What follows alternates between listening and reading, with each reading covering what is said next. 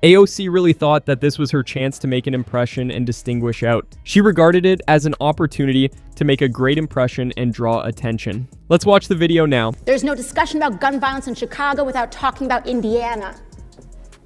Because the violence and the mothers that we have to comfort are losing children due to the guns and the carnage and the lawlessness unleashed by those states. Alexandria Ocasio-Cortez made a powerful case for tougher gun control laws at a House hearing, but Congressman Clay Higgins intervened, interrupting the moment with a succinct statement that questioned how the nation had evolved over time.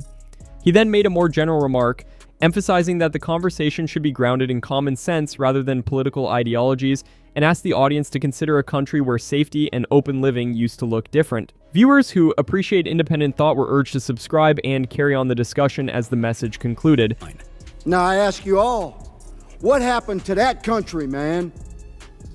The country where homes were built in cities with no locks. Here, AOC presents a compelling case.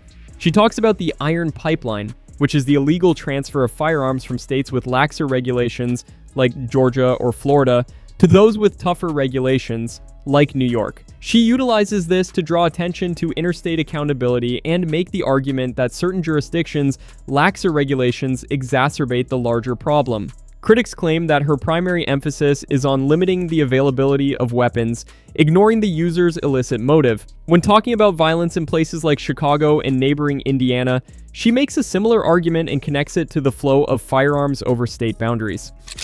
Let's talk facts here. There was a lot of discussion about New York City. There is no discussion about gun violence in New York City without discussing the Iron Pipeline that is Florida, Georgia, South Carolina, North Carolina, Virginia, Pennsylvania, and honorary mention to Ohio, where 70% of likely illegal trafficked guns found in New York City come from. Some may find it odd that a party that selected Joe Biden for president and Kamala Harris for vice president is suddenly worried about how the nation is seen abroad. Critics point out that the leadership seems erratic or unsure amid recent international events. Because Chicago has among of the strongest gun prohibitions in the country, it is often brought up in this topic. However, it has been estimated that over half of the weapons used in crimes there are imported. Some contend that this contradicts AOC's assertion, implying that those who are determined to conduct crimes would find a way around any limitations. Proponents of this viewpoint also point out that despite having stringent gun regulations, nations like Canada and others in Europe still struggle with crime and the usage of various weapons. In spite of this, AOC keeps advancing her case and concentrating on what she sees as the underlying cause of the issue. There's no discussion about gun violence in Chicago without talking about Indiana. Because the violence and the mothers that we have to comfort are losing children due to the guns and the carnage and the lawlessness unleashed by those states. I move on. Every week in recent memory, we have had at least one mass shooting. This is not normal. Not only is it not normal, it is internationally embarrassing and delegitimizing to the United States. In her thesis, AOC makes a precise connection between the nation's mortality rate and the strength of the armaments industry's finances. At this point, she turns her attention from the weapon itself to the more general financial aspect of the political discussion. She then shifts the conversation to what she calls massive corporate financing and lobbying initiatives that, in her opinion, undermine more robust safety regulations. She shifts focus to what she refers to as the deeper underlying concerns after making this financial assertion. However, some see this as an effort to divert attention from the flaws in the policies of her own party. Now let's talk about why. Let's talk about one thing more important to lobbyists and the gun industry than children, than houses of faith, than human beings. Let's talk about profit.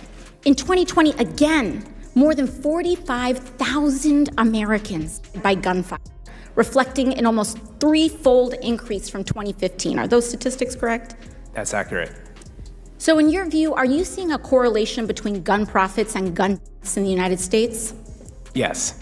First, detractors contend that identity politics should not influence the gun discussion because it may divert attention from the main problem. Secondly, they serve as a reminder to AOC that correlation does not imply causation. Third, they claim that statistics may be deceptive if they're taken out of context. For instance, there were over 47,000 gun-related injuries in 2023.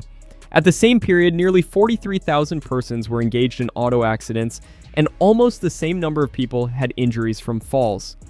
This begs the question, should stairs be completely avoided or should driving be prohibited? Obviously not, and they contend that in the absence of context, candid conversation, and common sense, statistics by themselves are insufficient to resolve complicated issues. Clay Higgins intervenes at this point to provide clarity and cut through the muddle. See what he had to say.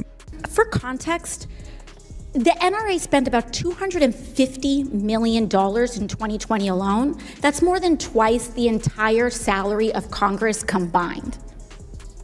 In 1 year, lobbying against gun safety laws. There's also this discussion about anything but a gun, but that these are about violent people. But yet we aren't doing anything about addressing the actual root causes of misogyny, where 2/3 of mass are connected to domestic violence, or the emergence of white supremacy radicalization, mass incarceration, and poverty, and the connections between that and mass in our communities. I yield my time. Thank you, Madam Chair. This is an awkward subject for a lot of individuals. Since two-parent homes were more prevalent in the past than they are now, one issue that is often cited is the collapse of conventional family arrangements. The definition of these occurrences is another issue. In the past, a mass shooting often needed 4 or more fatalities, but now it may encompass any occurrence when 1 or more assailants fire at people regardless of casualties. Some also blame the media for influencing how these incidents are covered. Sociologists also contend that attention-seeking is a factor, with some assailants driven by a desire for celebrity. After then, Clay Higgins gave some insightful insights and a personal anecdote to bolster these ideas.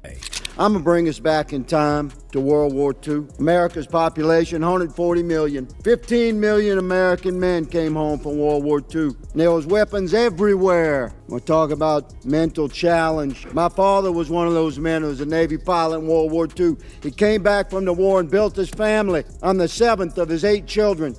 We had guns everywhere. There was virtually no regulation.